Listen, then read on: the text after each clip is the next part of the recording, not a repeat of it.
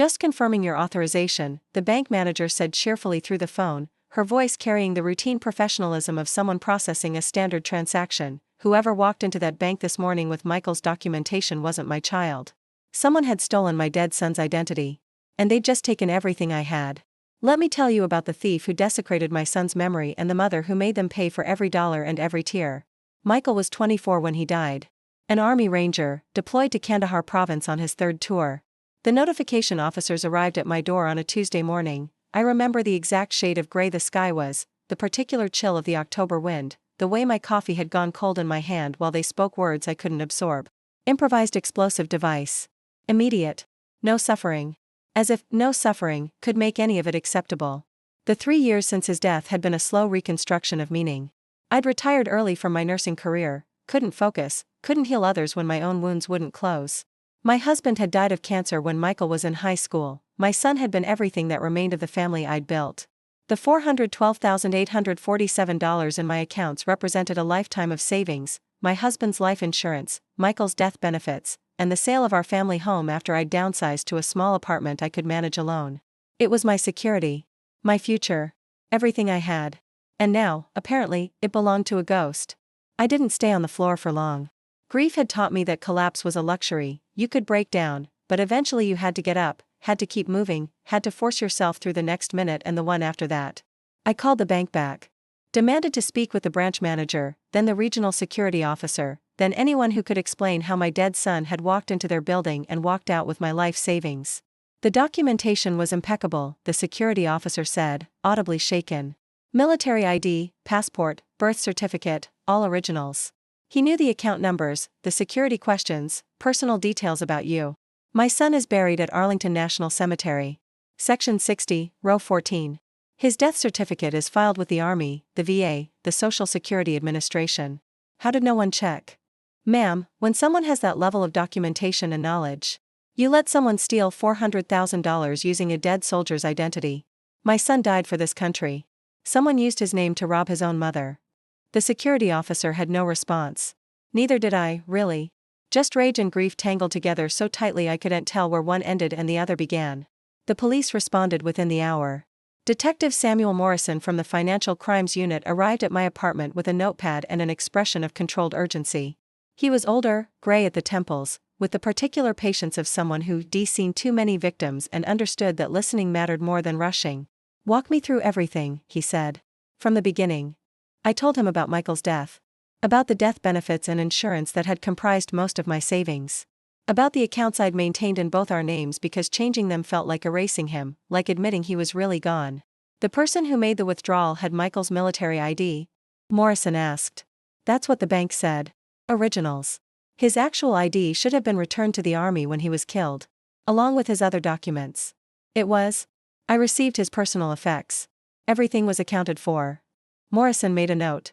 Then either someone created extremely sophisticated forgeries, or someone with access to military records helped them. The second possibility hadn't occurred to me. Someone inside the system might have facilitated this. The investigation expanded rapidly. The bank provided security footage from the morning of the withdrawal. I forced myself to watch it with Detective Morrison, forced myself to see the man who claimed to be my son. He was approximately Michael's age and build. Similar coloring, similar stance. But his face was wrong, the nose, the jawline, details a mother would notice even when others might not. That's not my son. You're certain?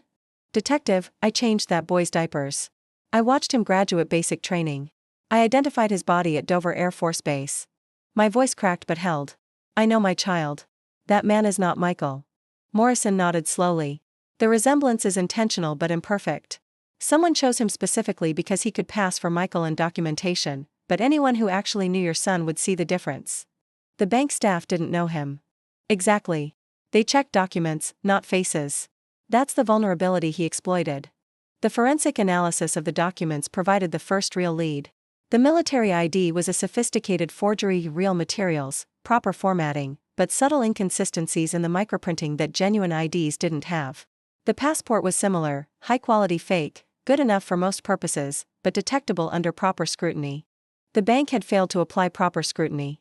They'd seen a handsome young man with military identification claiming his deceased veteran status, and they'd processed the transaction with minimal questions. But the birth certificate was different. The birth certificate was real. "This is an actual certified copy," the forensic analyst told Morrison. "Issued by the Virginia Bureau of Vital Statistics 6 weeks ago." "How is that possible?" "Michael Hartwell is dead. His death is on record." Someone requested a replacement birth certificate using information available through public records. His birth date, mother's maiden name, hospital of birth, all of it's accessible if you know where to look. And the state just issued it? Birth certificates are replaced all the time for legitimate reasons. Lost documents, legal name changes, passport applications. The system doesn't automatically cross-reference death records. I listened to this explanation in the conference room where they'd set up the investigation, understanding for the first time how this had happened. My son's birth was a matter of public record. His death was in a different database. The two systems didn't talk to each other. Someone had exploited that gap. The break in the case came from an unexpected source. The Army Criminal Investigation Division had been monitoring identity theft cases involving deceased service members, a problem that had been growing since digital records made personal information more accessible.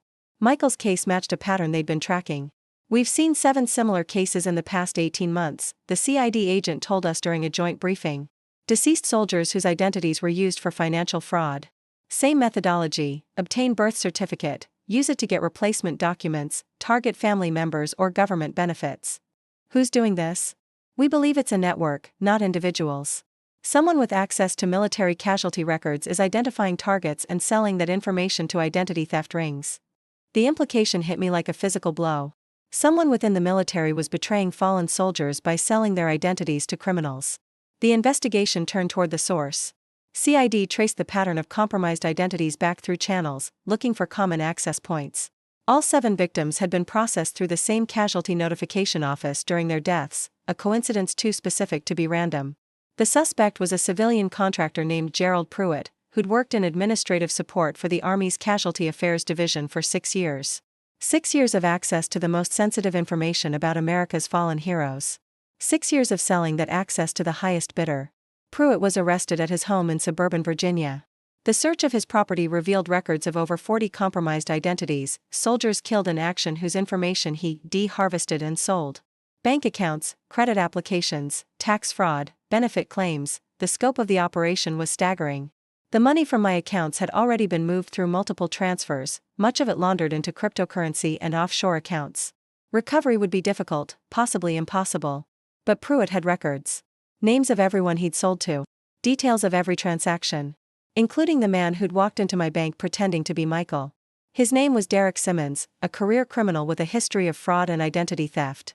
He'd purchased Michael's identity from Pruitt for $5,000, then used it to steal $412,847 from me, a return on investment that explained why this criminal enterprise had thrived. Simmons was arrested in Florida, where he'd been living under yet another assumed identity. The physical resemblance to Michael that had made him suitable for the impersonation was apparently coincidental. Pruitt had matched him with Michael's profile specifically because the surface similarities would help him pass initial scrutiny. "He knew everything about your son," Morrison told me. "His service record, his deployment history, the names of his childhood friends, his favorite sports teams. Pruitt's files were comprehensive. How could someone do this? These men died serving their country, and I can't explain the mentality, Mrs. Hartwell. I can only tell you that he'll spend a very long time in prison." The trial was federal, given the scope of the crimes.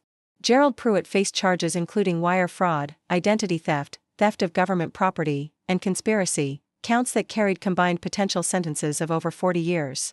Derek Simmons faced similar charges for his role in executing the frauds. I testified at both trials. Not because my testimony was legally necessary, the evidence was overwhelming, but because I needed to face them. Needed them to see me. Needed the jury to understand that these weren't abstract crimes against numbers and systems. These were crimes against mothers. Against families. Against the memory of young men and women who'd given everything for their country. My testimony at Pruitt's trial was the hardest thing I'd done since Michael's funeral. My son was 24 years old, I told the jury. He enlisted at 18 because he believed in something larger than himself. He deployed 3 times. He earned a Bronze Star for valor. And he died on a road in Kandahar province, protecting soldiers under his command. The courtroom was silent. I visit his grave every month. I touch his headstone and tell him about the world he's missing. I keep his room exactly as he left it, because changing it feels like betraying him. Pruitt sat at the defense table, refusing to meet my eyes. That man, I pointed at him, took my son's identity and sold it. He took the name Michael earned through sacrifice and used it to steal from me, his own mother. He didn't just take my money. He desecrated my son's memory. He made my child into a tool for criminals. I turned to face Pruitt directly. You sat in an office handling the records of America's fallen heroes. You knew their names, their families, their sacrifices. And you sold them. Every single one. I waited until he finally looked at me. My son died with honor. You'll die in prison with nothing but shame. Remember that. The jury deliberated for 4 hours. Guilty on all counts. Sentencing, 32 years federal imprisonment, no possibility of parole. Derek Simmons received 18 years at his subsequent trial. The judge in Pruitt's case made rare comments from the bench. The defendant exploited his position of trust to victimize America's most honored dead. His crimes are not merely financial, they are moral offenses against the fabric of military service and sacrifice. This court can impose no punishment commensurate with his betrayal. I sat in the gallery and felt something I hadn't expected, not satisfaction, but exhaustion. The trial was over. The criminals were convicted. Justice, such as it was, had been served. But Michael was still dead. And my money was still gone. The recovery process was slow and incomplete. The bank, facing potential liability for their failure to properly verify the withdrawal, eventually agreed to a settlement that returned approximately $340,000 of my stolen funds. The remaining $72,000 had vanished into cryptocurrency wallets and offshore accounts that law enforcement couldn't access. The settlement included no admission of fault. Banks never admit fault, but they also implemented new verification procedures for transactions involving deceased account holders. My case had exposed a systemic vulnerability. At least something might prevent other families from experiencing what I had. I received an unexpected letter 6 months after the trials concluded. It was from the mother of another soldier whose identity Pruitt had sold, a woman named Margaret Okonkwo from Chicago, whose son had been killed in Iraq in 2019. I read about your testimony, she wrote. About what you said to Pruitt in the courtroom. I wanted you to know that it helped me. Knowing another mother had faced them, had spoken the truth, had refused to be silent, it made me feel less alone. She'd been victimized differently. Her son's identity had been used for tax fraud rather than direct theft, but the wound was the same. We began corresponding. Then talking on the phone. Eventually, we met in person. Margaret introduced me to other families she'd connected with. Soon, there were 7 of us, the families of the 7 soldiers whose identities had been part of the pattern CID identified. 7 mothers and fathers and siblings, bound together by shared grief and shared violation. We formed an advocacy group. Called it Honor Protected, a name that captured both what had been violated and what we intended to defend. Our mission was simple: push for systemic changes that would prevent identity theft targeting deceased service members. We lobbied for legislation requiring automatic notification between death record systems and vital statistics offices. We worked with military advocates to improve protections for casualty records. We testified before congressional committees about our experiences. The Gerald Pruitt case had exposed a vulnerability, but vulnerability wasn't the same as solution. Converting awareness into actual protection required sustained pressure. The Michael Hartwell Memorial Act was introduced 2 years after my testimony.